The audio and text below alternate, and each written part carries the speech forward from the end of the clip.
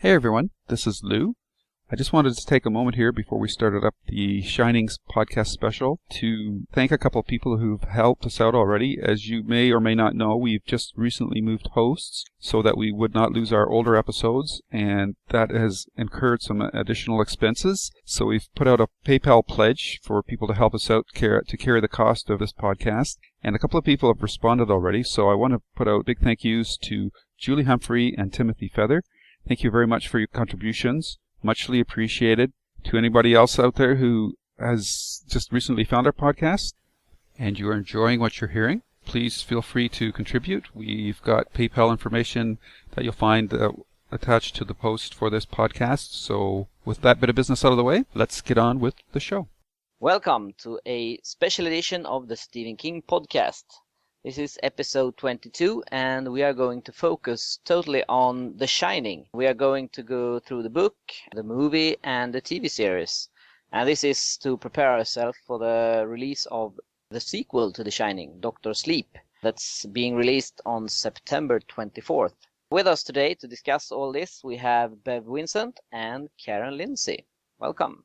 Welcome Hi. both. Hi, everyone. And of course, Lou is with us as well.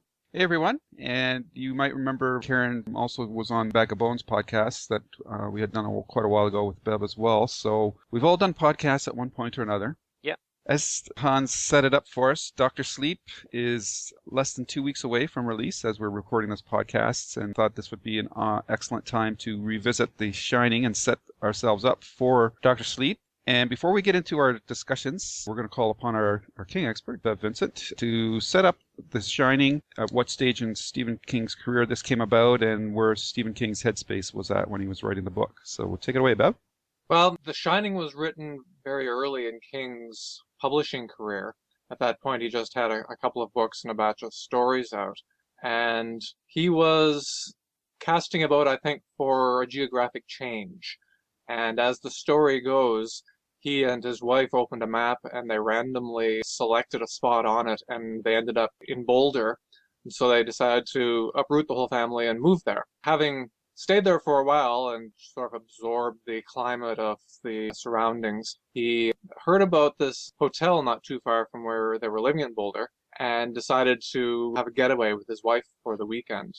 And of course, this was the Stanley Hotel in Estes Park. And it's the sort of place that, in those days at least, if not now, it closed for the winter because it was difficult for people to get in there. And so they happened to arrive on the weekend that the hotel was closing down. And the whole mood of that hotel essentially abandoned, except the staff had to put on the full court press for these guests. You know, the band played for them in the dining area, but they were the only people there, so the band played for them. The hallways were empty. The whole mood of the thing just gave them the idea that this was the perfect setting for a ghost story. He had been trying to work on another story called Darkshine, which involved a family being trapped in an amusement park. But he wasn't getting anywhere with it because he thought if anything scary comes along, everybody can just leave. And so he morphed that idea into this fictional hotel where if you're snowed in for the winter, you don't leave. So whatever crazy stuff's going on, you're stuck with it. Right. The secondary thing that happened later in his life that he realized was that he looked back at Jack Torrance and he realized that he was principally writing about himself. Even though he had met with some financial success and critical success with his writing, he was still an alcoholic, a practicing alcoholic, and he had rage issues that he had to deal with, and so some of those were manifested in the character of Jack Torrance. But like he said himself, it wasn't until he really got sober in the late 1980s that all kicked into him, that he was really writing about himself. Okay, very good. That's a very interesting recap, and especially if you go through all the versions, especially the Kubrick version, you really get a sense of that rage. But we'll talk about that a bit more. Now we're going to turn our thoughts to the book, and I've read the book a long time ago when it first came out, and I just read it again. in prep for Dr. Sleep. And I have to say those two experiences were quite different for me. So I'm wondering, Karen, did you have the same sort of experience with your reread? Yes, definitely. The first time I read it, it was not the year it came out. I was a little too young. I'm not bragging or anything. I'm just saying I was pretty young in 77. But I read it, I'm guessing, in the early 80s. Mm-hmm. And I was just in high school. And reading it back then, I guess it didn't hit me as quite as creepy as it did this time. Maybe from life experiences, I guess. Mm-hmm. But yeah, I think I appreciated it more now. Okay. How about you, Hans? You have any thoughts on the book? Yeah, well, I read this book first time in mid-80s, I think. That time I read it in a Swedish translation and thought it was pretty good. So the second time was definitely better. And even though that was some years ago now, I think if we have Swedish listeners, they should definitely read it in English. Okay. I think my experience kind of parallels Karen's. I remember reading the book in the early 80s as well. And back then, being much younger, I was much more focused on the supernatural aspects of the story. That was really what got my excitement. And the version of the book I was always associated with is the one that had the silver color with the silhouette of Danny's hair and his face. Yep, same here. So that just set my imagination on fire. And I was really drawn to the whole concept of Danny having these powers and his parents being aware of it, and him being like a focal point for the hotel to focus its energies on. So I found it a very, very scary book. And then when I came back to my reread in the intervening 25, 30 years, which is kind of scary when you say it like that, No. we've all grown up quite a bit since then, and culture has changed quite a bit. I think at least for myself, I've become pretty numb to being shocked that we've seen a lot of graphic things in real life and in horror movies because the technology has advanced so much since then. On the reread, I was less interested in the supernatural aspects of the story and much more in the dynamics of the family, especially with the relationship between Jack and Danny, and found it a very poignant tale and with a fairly sad outcome. So a totally different read on it the second time. So that was very interesting. In some ways it was very rewarding, but in the other ways, as I mentioned, because I was more numb to the shock factor, kind of sobering too. So how about you, Bev? I probably read it in 1980. I first discovered King's work in 79 when I bought a copy of Salem's Lot in a used bookstore, and so taken by it that I went out and I read everything that I could find that he had published up to that point. And most of it I found in the local library. And so I don't remember, probably a copy of the hardcover edition, the first edition that I read. And it's hard to go back now, all those years, 30 years or more, 35 years. Imagine what impact it had on me. But I know that I've read it probably 3 or 4 times since then. And the things that I've grown to appreciate more are the more subtle things about it. Mm-hmm. Partly the structure of it. His original intent was to create a 5-act drama, like a Shakespearean structure, that sort of got taken away by the publishers when they pulled off the prologue and the epilogue. But the scenes involving, for example, the wasp's nest, which is one that's not in the Kubrick film, and there's a lot that goes on there in terms of the family trust. Jack brings this thing inside. He promises him it's going to be okay, but it isn't. And I think also not only age, but also your life experience. I read those books the first time. I wasn't married and didn't have kids. And so there's an additional resonance that comes in from I think I probably, like you, Lou, when I first read it, I was more attuned with Danny. But when I reread it now, I think I'm more interested in the relationship between Jack and Wendy. And looking down at the kid and sort of from the parental perspective. All right. Very good. So, of course, this leads us to the next iteration of The Shining, which was the Stanley Kubrick movie. And it's probably the version that most people are most familiar with in terms of the story of The Shining, which is too bad because it is a markedly different approach to The Shining than that was taken by the book. So, Bev, maybe you could list off the main things that people should be aware of, and this is one of the reasons why I want to do this, because I think if people have just seen The Shining movie, and if they're going to read Dr. Sleep, there's going to be some jarring things for them that they assumed are being carried over from the movie and not the book. I think even people who've read the book and then have subsequently seen the movie, the visual aspect of the movie imprints things on your mind. Now, I remember at one point rereading The Shining, and being absolutely mystified to discover that all work and no play makes Jack a dull boy is not in the book.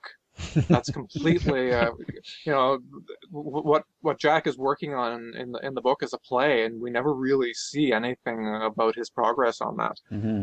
But other things, like I said, the wasp scene, that whole dynamic isn't there. Mm-hmm. Spoilers for The Shining, I guess we should say, but Dick is still alive at the end of the book. Yeah. Yeah. Whereas in the movie, he comes to a very ungratifying end after slogging his way across the country in the snow, and it's like trains, planes, and automobiles, and then an axe to the head. It really didn't have much of a payoff. No. The hotel is gone, blows up in the book, whereas in the movie it's still standing. And so in terms of moving forward with Dr. Sleep, both the fact that Dick's alive and the fact that the hotel is gone are important things to take into consideration. But the movie just gets into your head so much that it's really hard to erase those things. And so I almost recommend, people are saying, should I go back and reread The Shining before I start Dr. Sleep? I would almost recommend it, because you just have to take Kubrick and put him aside. The visuals are so strong. Mm-hmm. Absolutely. How about you, Hans? What are your thoughts on the movie? Yeah, well, there's a reason that I think on the cover it says Stanley Kubrick's The Shining instead of Stephen King's The Shining, because I think Kubrick did what he wanted to do with it, and he didn't really care about what happened in the book. He did what he thought was best for the movie. Actually, first time I saw the movie, I don't think I had read the book by then. So, and then I thought it was a pretty good movie, but then I read the book and was very disappointed in the movie.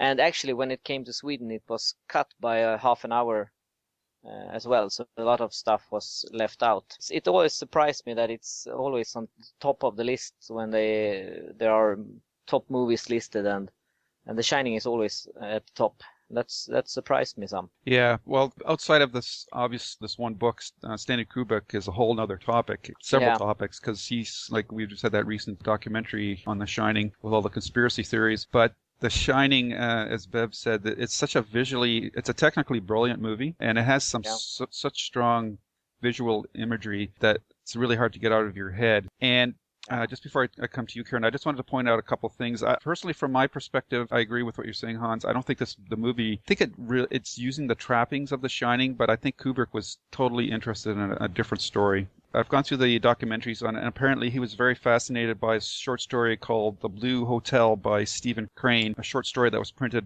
in 1899. Stephen Crane's best known for, he wrote The Red Badge of Courage. And this short story is about the idea of a man who has a death wish and comes to a place to die. As soon as I saw that, I thought, well, this is really what Kubrick's version of The Shining is all about. One of King's biggest complaints is that Kubrick version of The Shining is that Jack Torrance is crazy from the get-go, basically. So yeah, I think Kubrick's previous film to this was Barry Lyndon, and it had not been well received. And this is conjecture on my part, but I believe he was looking for a marketable project that had some buzz to it that would allow him to finance his next movie project and allow him to do some technical things that would get attention back in his corner, such as things like The Exorcist had just come out that had caused quite a stir. And the shots that he's done in The Shining are brilliant. Just watch the movie again, and there's no doubt about it. Visually, it's a very striking movie, but I think he was just using the buzz that King had just generated from Carrie, the book and the movie, and used The Shining as a platform for his next movie. So with that little bit of setup, Karen, what were your thoughts on the movie?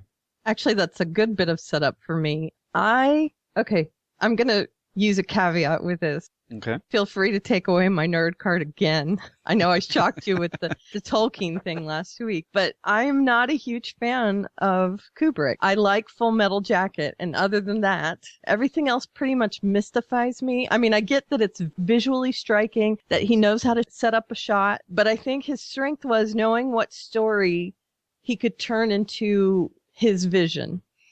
And in this case, I think he saw Stephen King's story and said, okay, I better get him on board because I want to make something similar to that. And I have to have him on board or he could sue me. I mean, that's almost the thing that I got from it. It's just so different from the book. And personally, I think the movie is a little overrated. I mean, yes, it's visual, but it's 80s acting, which I get was released in the 80s. So yeah, but I didn't like Wendy in the movie at all. And she is quite sympathetic in the book. Mm-hmm. The kid who plays Danny, I could barely understand what he said.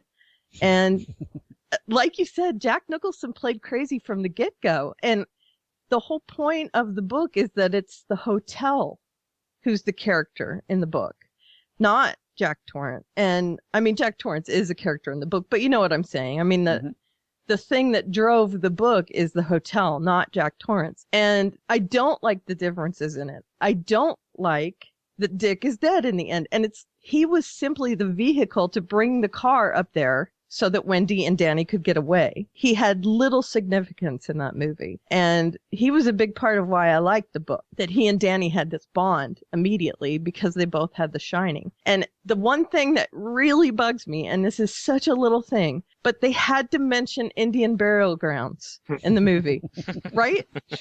Yeah. And I totally rolled my eyes and I thought, why? Why do you need Indian burial grounds? The hotel For the is conspiracy theorists. Yeah, I guess. But the hotel is so powerful, and I had to roll my eyes. And as I'm rewatching the movie, I saw it, I don't know, late 80s, so long after it had come out. And mostly because everyone else had seen it, and I thought, well, I should watch it. And it was one of those things that when I watched it the first time, I'm like, this is nothing like the book. How disappointing. But now that I watch it and I have all the context of the book and I seem to get more of the levels of the book now because I'm more of an adult. Watching the movie, I felt like it was a showpiece for Kubrick of his vision, but it really had very little to do with Stephen King's subject matter. So. Right. Yep, that's a good summary. How about you, Bev? One thing we have to consider is that even to this very day, Kubrick is probably the highest profile director to ever have tackled a King novel adaptation. And we haven't had anybody really of that echelon. Kubrick's up there with the gods in terms of when people look at directors. Yep. To the extent that fodder for these conspiracy theories is that since Kubrick can do no wrong, that's the assumption, the position they're starting from. Therefore, any mistakes that he makes in the movie must have some intent and some meaning, and then they go off into a tangent from there. And so early in King's career as this came, this really elevated people's awareness of his work, probably in one sense.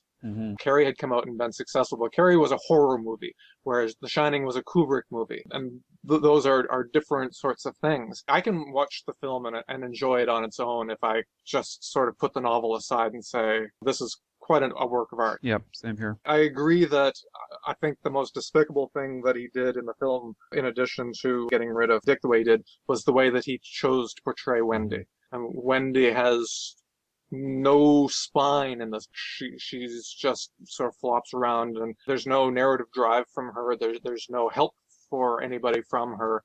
And so, to me, that was a wasted chance. I mean, if he had turned Wendy into somebody with a little bit of character, or somebody even likable, because I honestly didn't really like her that much, then maybe the film wouldn't be as disregarded as it is in general. I mean, Nicholson is Nicholson. Yep. You get what you pay for. You know what you've got, what you're going in with. But Wendy is such a powerful force in the book. And that's just gone in the Kubrick version. Yeah. But on the other hand, the visuals, the maze is an interesting addition. Clearly chosen because the topiary animals were beyond their abilities at the time, probably. Yeah. To watch this on the big screen or in a high-def version, or I guess Blu-ray now these days, it's a stunning piece of work. It's, what does it mean? Well, there's all sorts of people who have all sorts of ideas what it means. But you know, I don't dislike it, I think, as strongly as a lot of King fans do. Yeah, I'm of the same mind of you, Bev. I treat it as a alternative version of the book because technically there are some great long Steadicam shots, the boy riding his big bike around the hotel halls and him being pursued by Jack in the maze. Like, those are some great shots. And there's just some kind of iconic images, of course, the one with Jack busting through the door with the axe and saying, "Here's Johnny." Like, it's just, and of course the blood coming out of the elevator, the two girls, some of the long shots of him driving up to the hotel at the beginning of the movie are really well done. It's an interesting concept that this is a man that hates himself and his family so much that this place is just where he's come to, and to be allowed to use the force of the hotel to carry out his subconscious desires. It's so beautifully shot. Some of the, like the ballroom scenes, it's just a really gorgeous looking picture. And on that level, I can appreciate it, but it's like an alternative version. It's very, very loosely based on the book, but what Kubrick has done with it, except for Shelley Duvall's character, and I don't blame her, I just think that was the direction she was given. I agree with you, Wendy's character was wasted. And for myself, I always had this desire. I don't think in either version they've really cast a Danny that I totally liked. And my pet casting would have been the little boy from E.T., Cary Guffey. I thought he was Barry. I thought he was the perfect kid, and he was it was around the same time too. He would have been the perfect choice in Kubrick's movie. And besides Scatman Crothers' character getting killed off for basically being just a long distance car jockey, it's the lack of acknowledgement or awareness by the parents to a large degree in this version that Danny even has this power to begin with, which I find disappointing. But what I think Kubrick did, what I liked the way he did play it, was the horror aspects were, for the most part, subtly done until it gets near the climax, of course, and things start to come, which I think worked a lot better than what we got in the TV version, and we'll get into that shortly. So it's a mixed bag for me. And I definitely prefer Scatman Crothers' version of Halloran versus Melvin Peoples from the miniseries as well. Well, except for the end, right? Yeah. Yeah. and the end of the movie too, with Jack being frozen in the maze. I found that a disappointment. That shot though, with him frozen, is kind of arresting. Yes. I have to admit. And then you try to wrap your head around the end photo with him at the hotel back in 1921. It's kind of like, okay. Yeah, so it came out of left field, didn't it? It wasn't set up very well. Yeah. Alrighty, so that brings us to the miniseries. And this is very interesting. Stephen King, who's been long on record in saying that he was not happy with the Kubrick version of the book, he was looking for an opportunity to do another version of The Shining that was closer to his.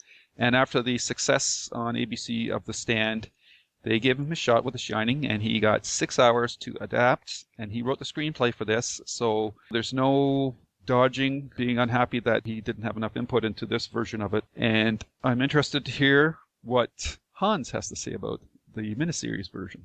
Yeah, it's definitely much closer to the book than Kubrick's movie. Maybe King was given too much time, because I think it's a little bit too long in between. But I think it's definitely the one I would choose if I have to choose one of the two to watch.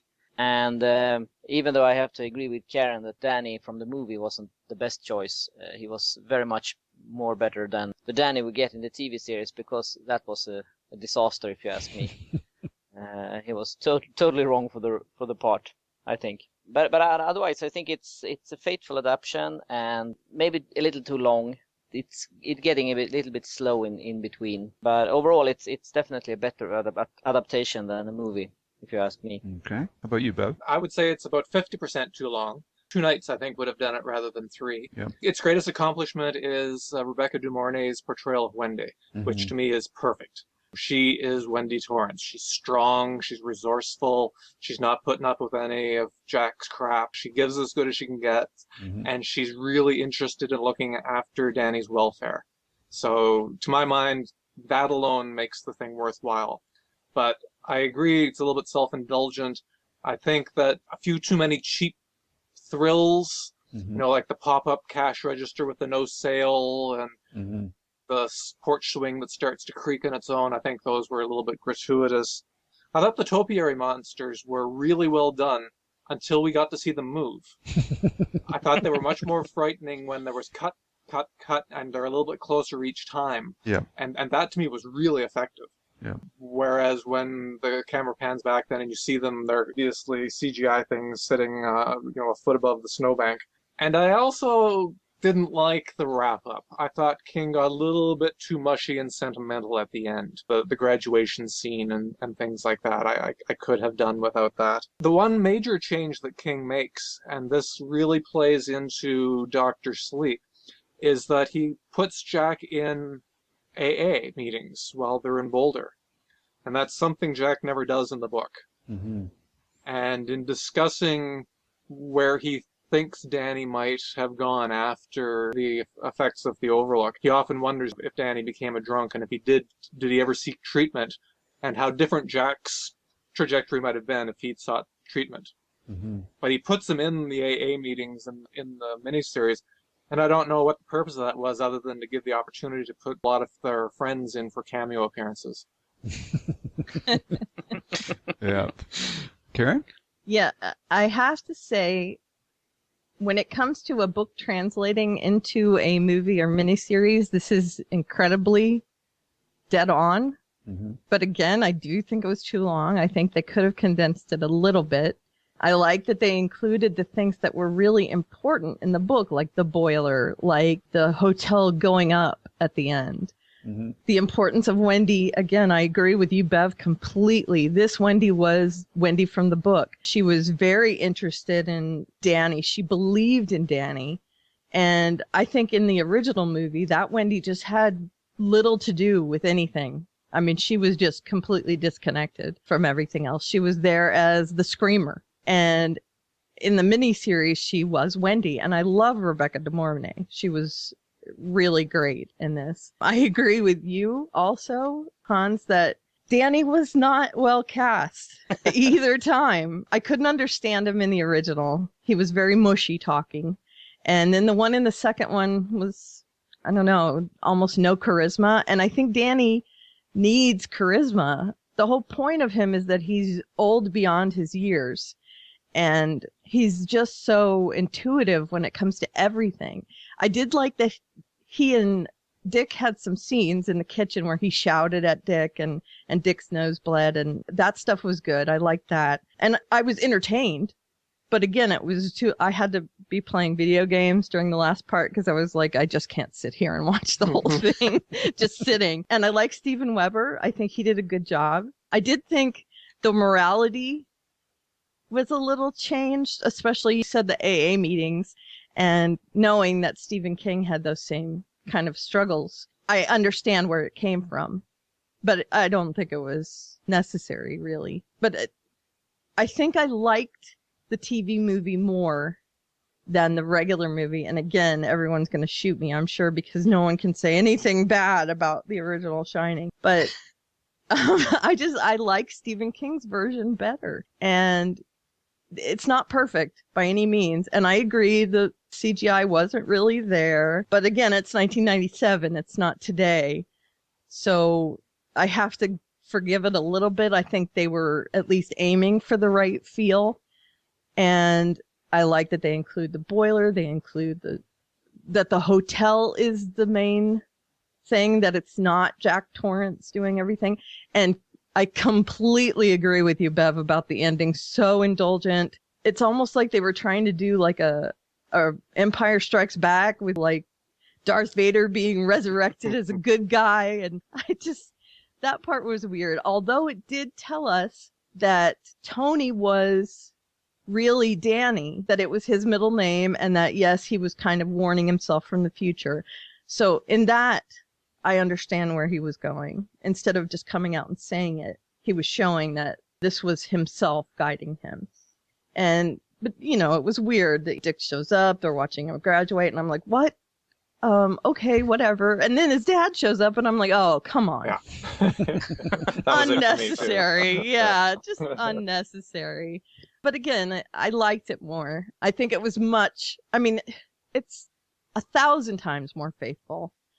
And to me, that's better. I don't mind adaptations, but I feel like Stanley Kubrick thought he was more important than the source material sometimes.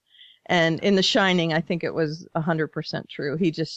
His vision was much more important to him than anything else. I mean, I could go on all day about Stanley Kubrick and what I thought about him, but I will not. It's just, I feel like whoever they got to do all the stuff for the miniseries, I think was more into, let's bring this book to life than anything else. So. And it almost didn't happen because they couldn't cast Jack. Nobody wanted to be the person who tried to fill Nicholson's role. And so they were getting down to the wire, and they auditioned. What's the other guy from Tim Wings? Daly? Tim Daly, and he wouldn't do it, and so it's just like 12th hour that they got Steve Weber. And I liked him okay most of the time. Mm-hmm. I think the more I see of him subsequent to that, the less I like him as an actor. Yep. He's become a little bit self-aware, But the other thing about the adaptation, the miniseries that we haven't mentioned, is that it was actually filmed in the Overlook. It was in the hotel that Stephen King visited, the Stanley Hotel. And so that knowledge and all of that scenery really, I think, added a layer to the miniseries. Right. You guys have hit on most of the issues I have with it. I agree with your first comment, Bev, that it's too long. I think 2 nights would have been long enough. It's a much more faithful adaptation to the book. So on that perspective alone, I like it a lot more. Especially the family elements, the dynamics between the husband and the wife and their son. The confrontation scene between Wendy and Jack when Jack was trying to hit her with the mallet, that is a tense piece of cinema. I don't care if it was on TV or on the movie screen. A much better confrontation than the one that they had where Shelley Duvall was kind of waving that bat at Jack Nicholson, which looked kind of ridiculous. But that mallet, the few times that they showed it hitting her, like, that was intense. So that scene I thought that was the best scene in the miniseries. I thought that was really well done. Depending on the genre of movie, you can forgive a lot of things if it delivers the one thing it's supposed to deliver. If a comedy is a terrible story, but it makes you laugh, you forgive it a lot.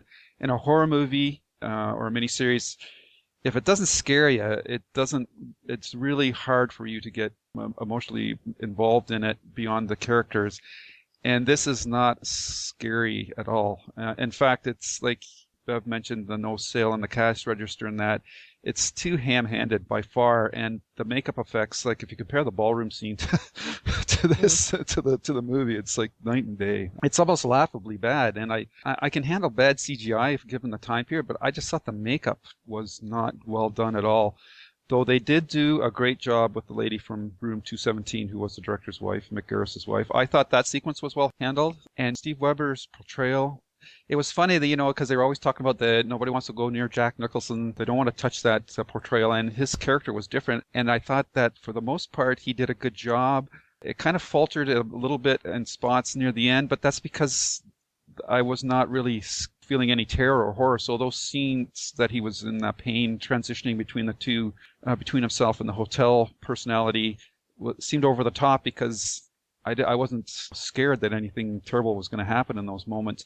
And ironically, for actors that were trying to stay away from Nicholson's portrayal of Jack in The Shining, he kind of ended up looking like Nicholson's Joker from Batman.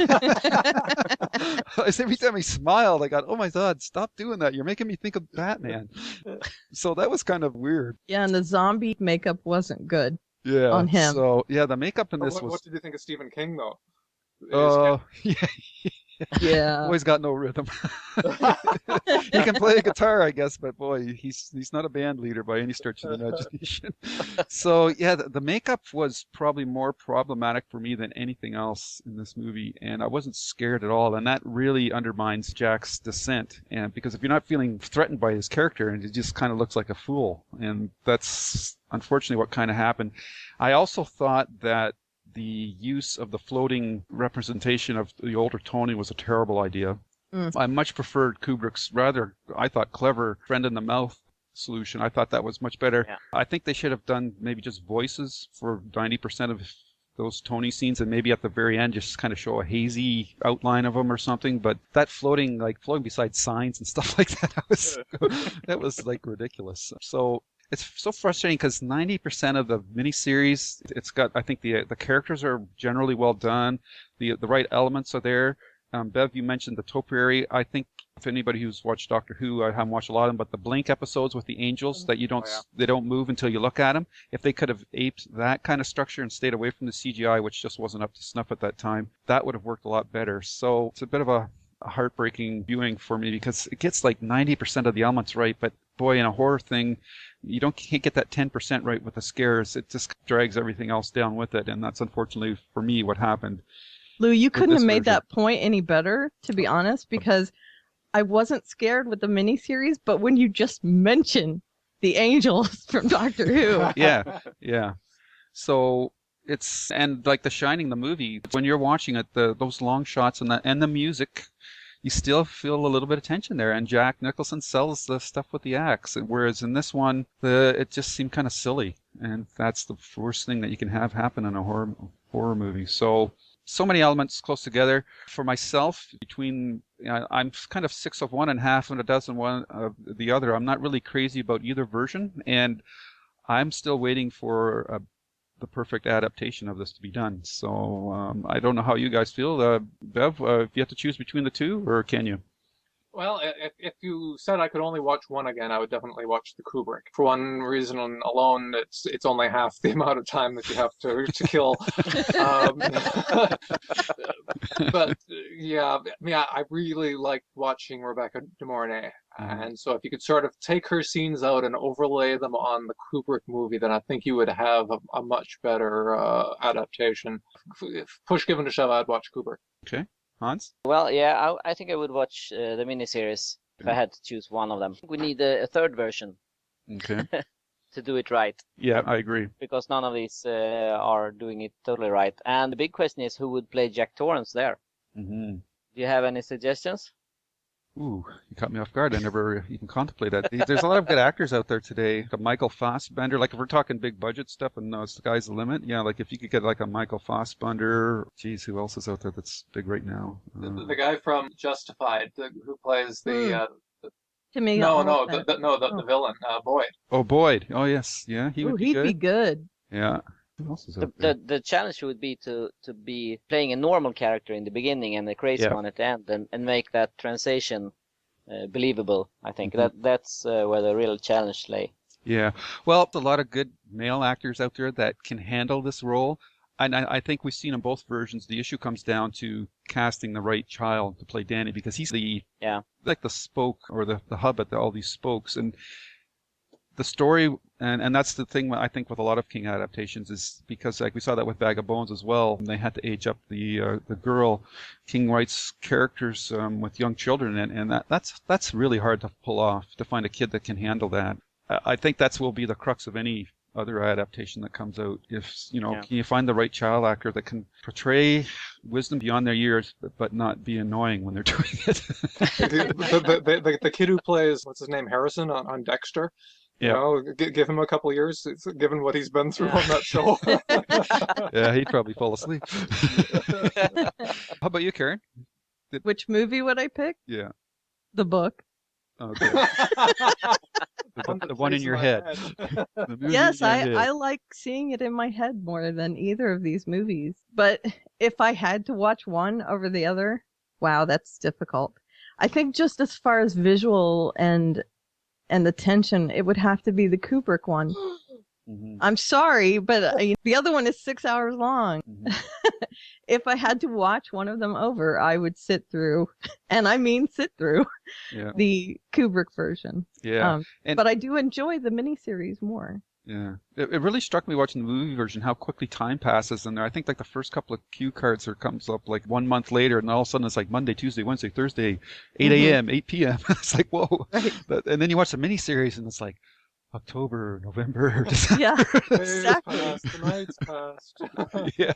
So with all of that, I hope that this has refreshed some people's mind who don't have time to read the book or watch the movie or the miniseries. This is a nice, concise discussion. We'll set you up nicely for Dr. Sleep. And I believe that a couple of our participants have read the book, and I don't know if they can give any thoughts that they would like to give without spoiling it. Just maybe a nice little tease possible. So, Bev, is there anything you want to say about the sequel? I could do a little setup for it. Okay. A lot of people, when King would go to signings, they'd ask him, what happened to Charlie McGee and what happened to Danny. And he had this pat answer that he would come up with that says, they met each other and they got married and they had the most amazing kids. I wish he'd write that. Yeah. But the reality is that as much as people have been asking him this question, he's been thinking about Danny all this time too. And he's said, that the years would go by and he'd say, I wonder how Danny would be this old now. I wonder what he's doing. I wonder if he's drinking. I wonder what's his situation. And as long ago as 2009, when he appeared with David Cronenberg in Toronto on the Under the Dome tour, he was floating the idea of writing the book, and he even had the title for it, Dr. Sleep. He had a pretty good idea of where Danny was and what he was doing. Mm-hmm. But he wasn't sure whether it was past its best by date yet or not, whether he would actually get around to writing it. And so at the end of that year, he ran a poll on his website, and he asked readers, which would you rather me work on next, a new Dark Tower book or the sequel to The Shining? And I think there was something on the order of 12,000 votes cast, and it was evenly split down the middle. I think Dr. Sleep won by about 50 votes. But he said it wasn't a binding poll, and he actually went ahead and wrote the next Dark Tower book. But I mean, clearly he kept with him. I kept with him, and so in I think May of 2011 is when he started working on it. And he spent a lot of time on it for a novel. The dates in the book run from May 2011 to July 2012. And so that's a good year and a quarter. Obviously, he did other things in the intervening. He did Joyland and things like that. But it's of all of the characters, I think there's this one. There's Jack Sawyer, who he did revisit later on in Black House, and then there was Father Callahan, who he followed up in the Dark Tower series. So you can see his affinity for these characters. Say they've lived on beyond the book, and let's check in and see what they're doing. Mm-hmm. One of the interesting things about Dan, as he's called in this book, is that most of the young people in King's novels, when they grow up, they forget the horrible things that happened to them. And Jack Sawyer doesn't remember the quest for the talisman. The kids in The Losers in It don't remember what happened to them that summer. Danny remembers. And that's really the motivator for a lot of the first quarter or half, is how he deals with remembering what happened to him. Awesome. That's awesome. I'm glad to hear it. Yeah. And I have to confess, I actually have a few chapters left of the book, so I haven't finished it totally. But one thing that I like is that I believe you can read this book without having read The Shining. Mm-hmm. But you have this knowledge about these characters' pasts. Gives you an upper hand compared to the ones who haven't. But it's written in a way that makes you can read it if you haven't read The Shining, and you can read it and enjoy it on another level if you have read The Shining. I don't know about you, Bev, but if you agree with me, but the first half of the book is pretty easy read even without having read The Shining. Yeah, I agree. I mean, the opening section that's called Lockbox takes place just a few years after The Shining, and it more or less brings you up to speed on the important things that you need to know from The Shining. Dan does tell a few things later on in the book that refer back to his experiences, but really you don't need to know everything that happened in The Shining. All you need to know is that something really bad happened, and that he is suffering because of that, and he's dealing with that, and it sort of sends him on this trajectory. There was a quote that King made when he was talking about Joyland. He was talking about some of the old books from the pulp novels, and he said one of the favorite taglines on the front was, "He hit bottom and bounced lower." and that's sort of Danny's experience, is Danny has to hit bottom before he can really come back and be the Dan that is needed in the second half of the book. Well, that sounds very excellent. I know Karen and I are eagerly waiting to read it. So. Yeah. It's reviewing really well. Yes, it is. Every review that I've read so far, the guy who reviews for the Houston Chronicle read it over the weekend, and he said it's a worthy sequel and you must read it. And I haven't seen anything negative about it yet. This is a random thought, but I remember when, maybe I'm misremembering this, so Bev, I hope you'll correct me, but wasn't one of the things that intrigued King while he was trying to come up with ideas for Dr. Sleep 2 was this story about this cat that would, in a nursing home, that would lie with people just before they died? Yes, that's right. Yeah, that's something that I think there's been at least one real life story of that, and that does play. It's in the book. It's not a major part of it, but it's definitely in there. When the covers were released for the Dr. Sleep, both the US and UK cover, they were a bit confusing, to say the least. But after reading the book, it's nice to see that they actually have a meaning, and they are based on what happened in the book. Cool. Yeah, I asked Bev that question earlier on his forum. That's going. Yeah. And then people should check out, the people from Cemetery Dance are running this early readers club. A bunch of us have written essays or little pieces. I wrote one about the crossovers to not only to King's books, but to other books as well, and I won't spoil it any more than that. Okay. Except to say that there was a reciprocal crossover into this one from that other writer. Okay, cool. Is this already up, or will this be posted after books? I think they're going to start releasing little bits and pieces over the next week or so Okay. to get people all fired up for it. Okay, so we'll just go around the table one more time just for some last thoughts. And Karen, we'll let you lead us off. Me first? Yes, unless you prefer to go last. No, it's okay. Okay. I feel like a newbie compared to you guys, but well, I don't do these podcasts with you normally. Right. But you know as well as I do that I am a huge Stephen King fan and have been for a long time. I just have to say I'm so grateful to you for giving me a week to go through all this stuff. No, I mean, I'm serious. That sounds funny, but a week was all I needed to prepare. But I had a week that was just intensive Stephen King. And it's just really good to go back to that because I'm usually reading kind of trashy novels. I read a lot, but it's not on the level of Stephen King. And it's really nice to get back to material that are like character studies and intense dramas and things like that. And just immerse myself in it for a week. And this was really great. I was rolling my eyes several times at things, but especially how dated some of the material is. But I mean, in the book, they have a payphone where it tells him he's run out of time and he needs to insert $3 more, and he goes and gets it and puts it in. I mean, that would never happen. So, I mean, some of it just kind of made me chuckle, but it was great to go back to this and see it again. And a great setup, I think, to understand more of Dr. Sleep. It was already on my wish list on Amazon, but now knowing Danny again, or Dan as he's going to be known, I guess, in the book, it's going to be nice to have that special layer for the in crowd, the people that know about him from way back. I'm sure there are going to be people that read this that aren't going to go back and read The Shining because they've seen the movie and they think that's it. But it's great to go back and revisit stuff like that and see the differences between when you saw it or read it the first time and now. And it almost highlights how different I am more than more than that. I'm just so completely different than then. I found myself just getting angry at the characters in the movies, especially Wendy. I was just so angry at that. Whereas before I was like, yeah, whatever. I'm an adult female now that's married. And seeing that perspective of it, I was like, how can you not stand up for your family? How can you just be standing there waving a knife? So yeah, it's great to go back and see these things and let it be an examination of all different aspects of your life. And it's very cool. Well, first of all, you're welcome. That was a very awesome summary. Thank you very much for that. And it raises an interesting point because I agree with you totally. It's more of a reflection for yourself on how much you've changed since the book first came out and the second time you've read it now in preparation for this. I wonder if we're going to be able to separate Danny from Dan, or is he always going to be our little Danny? I don't know. Yeah. Okay. No, I haven't read it yet. Yeah.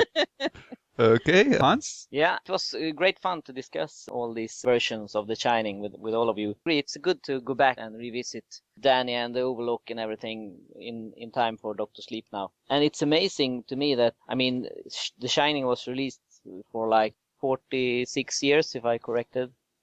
And now we have a sequel to it that is working perfectly with the first book. And you have to admire Stephen King's ability to do this, to write a sequel to a book he wrote like over 40 years ago and still get them to work together, and you really feel like it's the same person you're reading about, and it shows his talent. So it was good to go back and revisit all this. I can also recommend everybody to read the book and watch the movies, maybe, or not.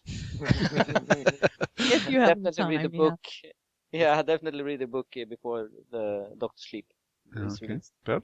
I was interviewed earlier this week by email by the book reviewer for USA Today, sort of background for an interview that he's going to do with King on Dr. Sleep. And one of the things that came up was, I said at one point, I think King worried about going back and recapturing the magic of The Shining, because I really do think that The Shining is a magical work. It's probably the one, in my opinion, that will last. Of all of his works. People have different favorites and ideas about that, but I really think that The Shining has so much going for it that it could last on for generations. And so it's a bit of a risk to go back and say, can I recreate the magic in the bottle? And the guy, his name's Bob Minzesheimer from USA Today, he said, well, and do you think King has recreated the magic? I said, I think he's created new magic because King is nearly 40 years older. He's been through recovery. He's been through the accident. He's now a grandfather. And so his perspective on things is radically different. Mm-hmm. And so there's a young girl in this book, and in my opinion, King looks at her more from the perspective as a grandfather than from the perspective of a father. And so there's little things like that show the difference. I mean, and King's writing has definitely undergone some radical changes in the intervening decades. So it's not exactly like just going back to The Shining and picking up and carrying on. Mm-hmm. The decades between them show, but at the same time, you know, he's taken a character who he clearly has a great deal of affection for, and given him a full life. Mm-hmm. He's, you know, we left him at the age of 5, and we see him at 8, and we see him in his 20s and 30s up to the point in this book where he's around 40, and I think that it's a tribute to the character and to King's affection for it, that it means so much to him, it means so much to us that we get to see how things turn out for him. Nicely put. I really can't add much more to that except to say thank you all for the discussion. I thought it was fantastic, and I hope for our listeners out there that your taste buds are just quivering now to get that copy of Dr. Sleep into your hands. I know mine have been for a while now, so even more so now. I want to say thanks very much to Bev. Thank you for coming back on again. My pleasure. Karen, as always. Sure. Another pleasure. Thank you. Mm-hmm. And Hans, good job, Yeah. sir. Same to you. Go finish the book. Yeah, I will. Yeah, and then loan it to me afterwards. Yeah, please. really. Eh? Yeah. Alrighty. So there you go, folks. That's our setup exercise for episode for Dr. Sleep, as we've done the Shining retrospective. I hope you've all enjoyed that, and I hope you all enjoy reading Dr. Sleep as much as it seems like everybody else that has already read it has so far.